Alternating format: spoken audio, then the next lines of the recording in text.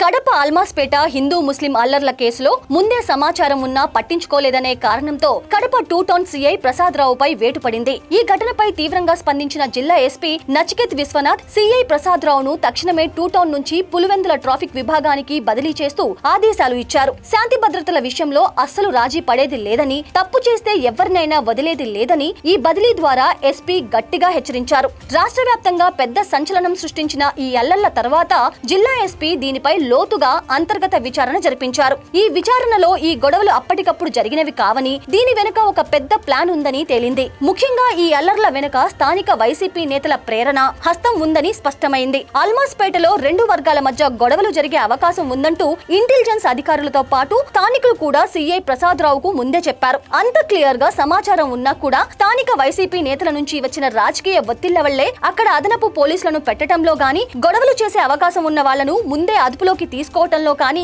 CI పూర్తిగా fail అయ్యారు. ఆయన టైం కి రెస్పాండ్ కాకపోవటం వల్లే అల్లరి మూకలు రెచ్చిపోయి అల్మాస్పేటలో రాళ్ల దాడికి దిగి శాంతి భద్రతలను పాడు చేశారని ఎస్పీ రిపోర్ట్ లో తేలింది. సీఐ ప్రసాదరావు ఇలా నిర్లక్ష్యంగా వ్యవహరించడం ఇదే మొదటిసారి కాదు. ఆయన గతంలో పనిచేసిన ప్రాంతాల్లోనూ ఇలాంటి వివాదాలు ఉంటూనే వచ్చాయి. కడప 2 టౌన్ పరిధిలో రౌడీ షీటర్లు, పాత క్రిమినల్స్ ఏం చేస్తున్నారనే దానిపై నిఘా పెట్టడంలో సీఐ ఎప్పుడూ లైట్ తీసుకునేవారు. జనాలు పలుమార్లు ఫిర్యాదు చేసినా సమస్య పెద్దదయ్యే వరకు ఆయన పట్టించుకోలేదు. నగరంలోని సెన్సిటివ్ ఏరియాల్లో గ్రూప్ గొడవలు జరిగినప్పుడు గట్టి యాక్షన్ తీసుకోకుండా కేవలం స్టేషన్ బెల్స్ ఇస్తూ నామమాత్రపు కౌన్సిలింగ్ ఇచ్చి వదిలేయటం వల్లే క్రిమినల్స్ కు పోలీసులన్నా చట్టమన్నా భయం లేకుండా పోయింది. స్థానిక వైసీపీ నాయకుల అండదండలతోనే ఈ అల్లరి మూకలు ఇంతలా రెచ్చిపోయాయని ఎస్పీ విచారణలో తేలింది. ఆ పాత నిర్లక్ష్యమే ఇప్పుడు అల్మాస్పేటలో ఇంత పెద్ద గొడవకు, తీవ్ర ఉద్రిక్తతలకు కారణమైందని పోలీసు శాఖతో పాటు సాధారణ జనాలు కూడా అనుకుంటున్నారు. అందుకే ఎంతో కీలకమైన law and order CI post నుంచి ప్రసాదరావును తీసేసి